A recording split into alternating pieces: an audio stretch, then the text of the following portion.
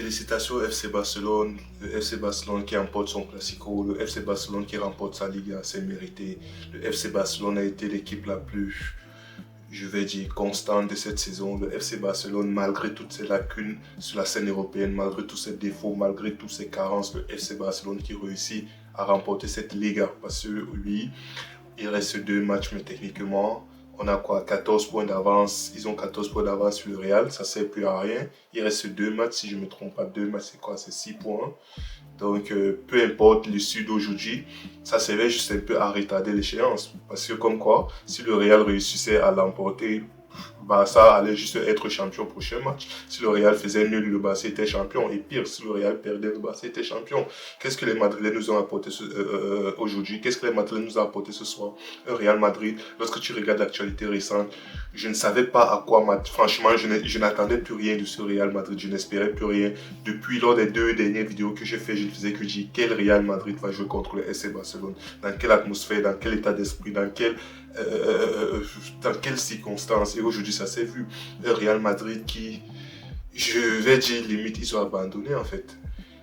Ils sont tous conscients que la saison a été longue, la saison a été difficile, la saison a été dégueulasse. Et aujourd'hui, ils affrontent, oui, sur l'affiche, lorsque tu regardes sur le papier, c'est FC Barcelone, Real Madrid. Lorsque tu regardes sur le papier, c'est un des classiques, c'est un classico, pardon. Lorsque tu regardes sur le papier, c'est un des matchs les plus emblématiques de l'histoire. Les classicos sont toujours des matchs vraiment où toute la scène mondiale est arrivée devant sa télé. Mais aujourd'hui, en dehors des noms, des deux clubs sur la fiche de match, en dehors des noms des joueurs sur la fiche de match, il n'y avait rien. Le Real Madrid n'a pas existé aujourd'hui. Le Real Madrid, à l'image de leur saison, le Real Madrid, à l'image de ces dernières semaines, le Real Madrid, vraiment sans âme, le Real sans révolte, le Real sans grinta, un Real, je ne vais même pas dire abattu, ce n'est même plus abattu, ils sont déjà, ça ne sert plus à rien en fait. Ils portent, oui, tu regardes le match, ils portent juste le maillot, mais sinon il n'y a plus d'âme, il n'y a plus rien du tout. Un Real Madrid sans passion, un Real Madrid défaitiste léger. Vraiment, je pense que ce match, je veux pas trop m'attarder sur le début François. Le seul truc ou du moins les seuls trucs que je vais dire, c'est quoi? C'est déjà bravo FC Barcelone. Une fois de plus, ils nous ont montré à quel point la domination est totale à tous les niveaux, du début jusqu'à la fin. Ils n'ont jamais vraiment, ou du moins réellement été inquiétés dans ce match. Le seul joueur que je vais, je sais même pas si je vais dire acclamer, mais disons le seul joueur côté madrilène qui sort un peu du lot aujourd'hui, c'est Courtois. C'est Courtois. Comme à l'image des dernières saisons, c'est Courtois. Chaque fois que tu dis que c'est Courtois qui sort, que tu retiens dans un match du Real Madrid, ça veut dire que le Real Madrid c'était catastrophique. Aujourd'hui, c'était au-delà de catastrophique. C'était vraiment, même inoubliable. Tu ne peux pas, même si tu veux oublier, tu ne peux pas oublier ce match. Ça, c'est le genre de match, c'est le genre de saison qui te donne des cauchemars, en fait. Oui, on a eu des Real Madrid en crise. Oui, on a eu des Real Madrid où sportivement c'était compliqué, mais atteindre le niveau qu'on a atteint, c'est. Je suis désolé, je n'ai pas parlé des absents, ça ne sert à rien, je parle globalement. Qu'est-ce qu'on va retenir de cette saison? Le match du Real, c'est-à-dire la saison, même pas le match, la saison du Real Madrid. Qu'est-ce qu'on va retenir de la saison du Real Madrid? C'est que de un, une fois de plus, on fait une saison blanche. De deux, un FC Barcelone qui termine champion avec plus de 14 points d'avance sur le Real. Trois, les bagarres, la bagarre, les bagarres, Tchouaméni, Valverde, Rudiger, les problèmes, la crise, l'entraîneur qu'on a viré à 6 mois, le nouvel entraîneur qui arrive, c'est compliqué. L'entraîneur apparemment qui s'embrouille avec les joueurs qui s'embrouillent avec les entraîneurs, les joueurs qui s'embrouillent avec les joueurs. Être fan du Real Madrid ces derniers temps, c'est... Waouh, waouh, faut avoir vraiment un cœur en fer, faut avoir une santé, faut être immortel en fait, parce que ce que le Real Madrid nous propose déjà ces dernières saisons, ces deux dernières saisons et déjà ces derniers temps, c'est atroce, c'est atroce. S'il faut s'attarder des joueurs, s'il faut parler des joueurs, je vais dire ça sert à rien parce qu'une fois de plus, non seulement on va répéter ce qu'on a eu à répéter durant toute la saison, puis on va retomber dans les mêmes travers, oui, on va répéter les mêmes choses. Vinicius, performance catastrophique. Bellingham, c'est compliqué. L'équipe, du point de vue global, l'équilibre de l'équipe. Une équipe, on n'arrive pas à sortir un ballon au pied. Une équipe, on n'arrive pas à aligner 2-3 passes pour sortir les balles. Une équipe, lorsqu'il y a un peu de pression, il perd la balle. Une équipe, lorsqu'il y a un peu de pression, ils sont confus, ils sont perdus. Une équipe qui ne sait pas jouer collectif, une équipe où les gens se marchent dessus. Chouameni, Kamavinga, ils jouent. C'est-à-dire, c'est comme si tu as pris la même personne, tu as juste dupliqué en deux. Ils font les mêmes courses, ils se déplacent dans les mêmes espaces, ils font les mêmes choses. Tu te dis, ah, c'est compliqué. Devant, il n'y a rien, il n'y a pas de connexion. Milieu, attaque, il n'y a pas de connexion. Attaque, attaque, il y a souvent le Real Madrid.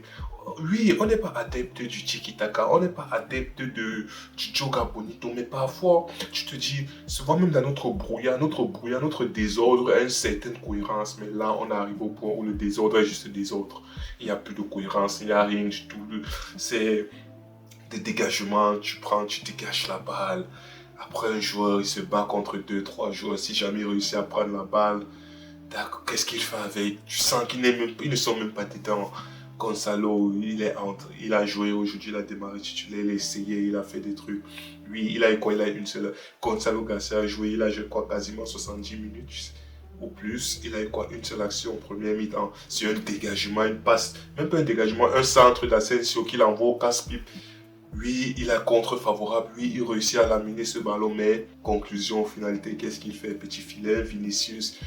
Je ne vais pas parler des décisions, je ne vais pas parler du manque d'envie. Tu vois, il est là, tu sens clairement qu'il n'a pas envie d'être là, le Vinicius. Tu sens clairement que, je ne sais pas si actuellement il se pose la question si la prochaine saison il sera vraiment à Madrid ou il est seulement en mode et que cette saison finisse. Allez, c'est bon qu'ils nous battent, ils sont officiellement champions et voilà, on part en vacances. Je ne sais pas, les joueurs aujourd'hui. Ça fait mal, ça fait mal, ça fait mal. Ce débrief sera très court. Il sera très très court, ça fait mal. Mbappé, il n'est pas là aujourd'hui, oui, il n'y a pas de souci. Mbappé il n'a pas joué, oui, ok. Mais le Mbappé hors du terrain, c'est-à-dire que sur le terrain c'est compliqué. Même lorsque tu n'es pas là, fais semblant d'être distrait. Oui, cette vidéo ne sera pas que sur le débrief parce que concrètement, je ne veux pas trop m'attarder sur ce match, je veux m'attarder sur la saison. Mbappé, actuellement, oui, à l'époque du PSG, qu'est-ce qu'il disait? Il faisait des interviews où oh, ce n'est pas professionnel d'être en boîte de nuit ou dans les bars le soir. Il ne sait pas les joueurs, en parlant de Neymar et tout ça, ils ne sont pas assez concentrés sur le foot. Aujourd'hui, Mbappé, qu'est-ce qu'il fait? Mbappé, il est dans les bars le soir, on le voit à minuit, il est dans les bars, dans les rooftops, il fait les sorties. C'est-à-dire que cette saison, je crois que des têtes doivent tomber en fait. Des têtes doivent tomber. Il y a des joueurs. Il y a des joueurs, franchement, s'il faut les vendre, qu'on les vend. Mais avant tout, la direction. Il faut qu'on en parle de cette direction. Qu'est devenu le Real Madrid? Le Real Madrid était admiré par tous comme étant une des institutions les plus fortes au football. C'est l'institution la plus forte au football.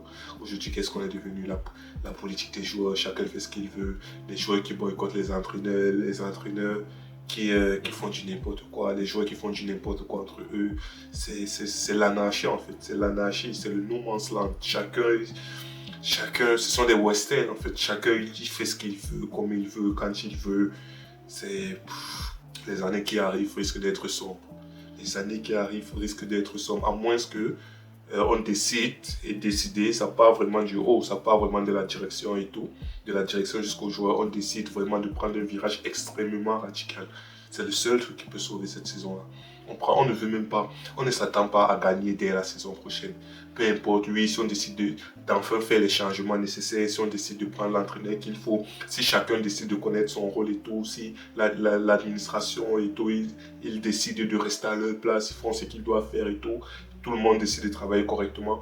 On ne s'attend même pas à gagner dès la saison prochaine. Non, on veut juste une forme de cohérence. On veut une forme de cohérence, on veut une forme de logique. On veut que le vestiaire devienne sain. On veut que l'institution retrouve sa place d'institution. C'est ça en fait, parce que là, ça devient du n'importe quoi. Sur et en dehors des terrains, ça devient du n'importe quoi. Oui, tu peux avoir des mauvaises performances sportives. Ok, il n'y a pas de souci, on peut comprendre que d'accord, tu passes une mauvaise passe, ça arrive. Mais de là, sur les terrains, c'est catastrophique. En dehors des terrains, c'est catastrophique. Mais c'est quoi le but en fait? Cette équipe, globalement, c'est compliqué. C'est compliqué. Félicitations encore au Barça. Ils méritent leur saison. Oui, sur la scène européenne, c'est pas évident parce que ils ont tous les lacunes qu'on connaît, ils ont tous les lacunes que toute la planète connaît. Oui, leur ligne défensive, Ils sont fébriles défensivement, oui, mais en dehors de ça, ils ont une cohérence, même une certaine cohérence dans leur jeu. Ils ont une cohérence, chacun connaît ce qu'il doit faire. Ils connaissent leurs forces, ils connaissent leurs faiblesses. Ils jouent beaucoup plus sur leurs forces. Ils essayent de combler leurs lacunes comme ils le peuvent. Mais tu sens vraiment qu'il y a une direction. Tout le monde, l'équipe est soudée.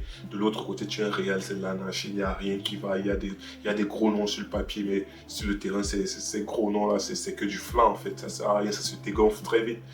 Donc, faut vraiment faire des changements en fait. Voilà. Je vais pas m'attarder, mais c'est triste. Qu'est devenu mon Real Madrid? Qu'est devenu mon Real Madrid? À quel moment on a pris ce virage? À quel moment? À quel moment?